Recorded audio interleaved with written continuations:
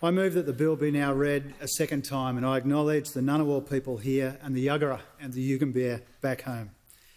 Speaker, this budget builds on the progress that we have made together.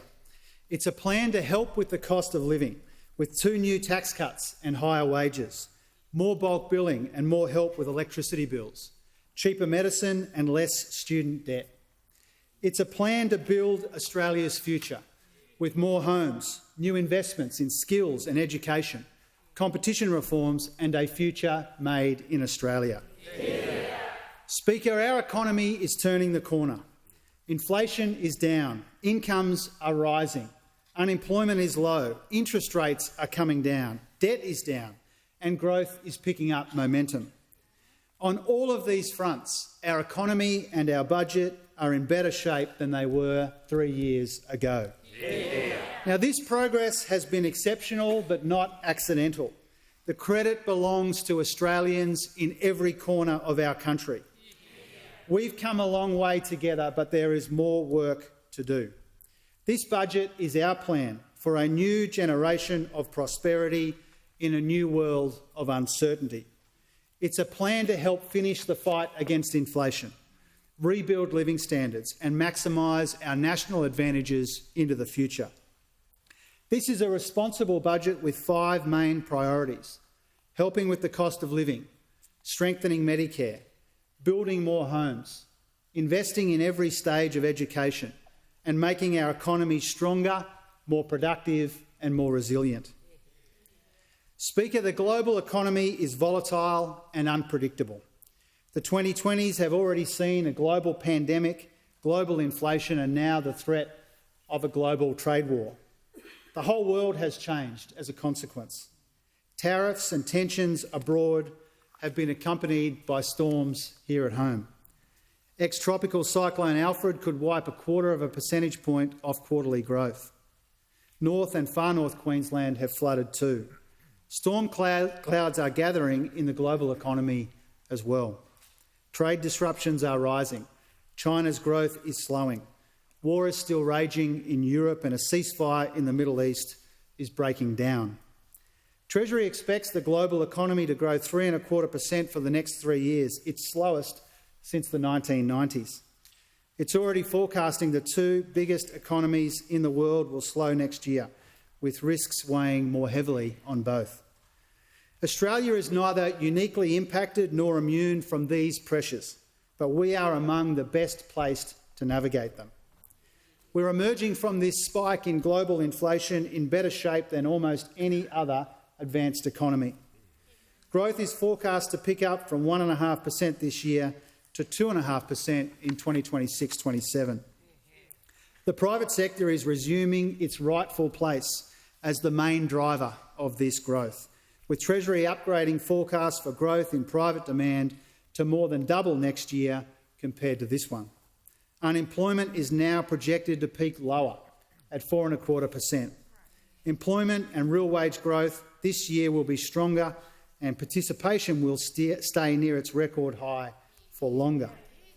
Inflation is coming down faster as well. Treasury now expects inflation to be sustainably back in the band 6 months earlier than anticipated.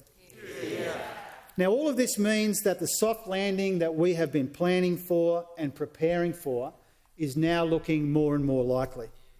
Because of our collective efforts, the worst is behind us and the economy is now heading in the right direction. But there's more work to do because we know that people are still under pressure. The cost of living is front of mind for most Australians and it is front and centre in this budget. We know the welcome improvements in the aggregate numbers don't always immediately translate to how people are feeling and faring. We've made a lot of progress together, but we know that many people are still doing it tough. Our plan to rebuild living standards starts with cost of living help and wages growth. It includes more hip pocket help for households, 2 new tax cuts for every taxpayer, more energy bill relief, increasing wages and reforming non-compete clauses, more bulk billing and cheaper medicines, student debt relief and a fair go for families at the checkout and for farmers at the farm gate. Speaker, tonight the government is proud to be delivering more tax relief. Every Australian taxpayer will get a tax cut next year and the year after to top up the tax cuts which began in July. Yeah. This will take the first tax rate down to its lowest level in more than half a century. These additional tax cuts are modest, but they will make a difference. The average earner will have an extra $536 in their pocket each year when they're fully implemented. Combined with our first round of tax cuts, this is $2,190, and the average total tax cut will be $2,548, or about $50 a week. Yeah. We'll also increase the Medicare levy low-income thresholds, which is extra tax relief for more than 1 million Australians. Now, our $17 billion in tax cuts are the biggest part of the responsible cost of living package in this budget, but they're not the only part. Mr Speaker, electricity prices in the official data went down 25% last year, but they're still putting pressure on households around the world. 2 rounds of energy rebates have helped take some of the sting out of energy costs. Tonight we're providing another $1.8 billion in energy bill relief. Every household and around 1 million small businesses will receive energy rebates until the end of 2025. Yeah.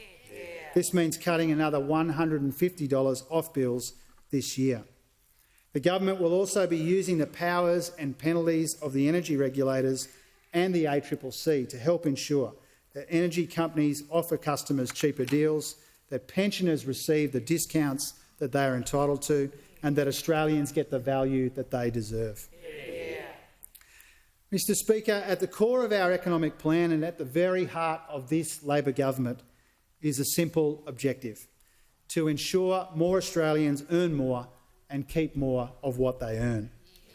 In the 5 quarters before our first budget, real wages fell in annual terms. They have now grown for the last 5. Real incomes per capita are now growing too. This is the dividend of our economic plan to get inflation down and wages up and tax cuts flowing.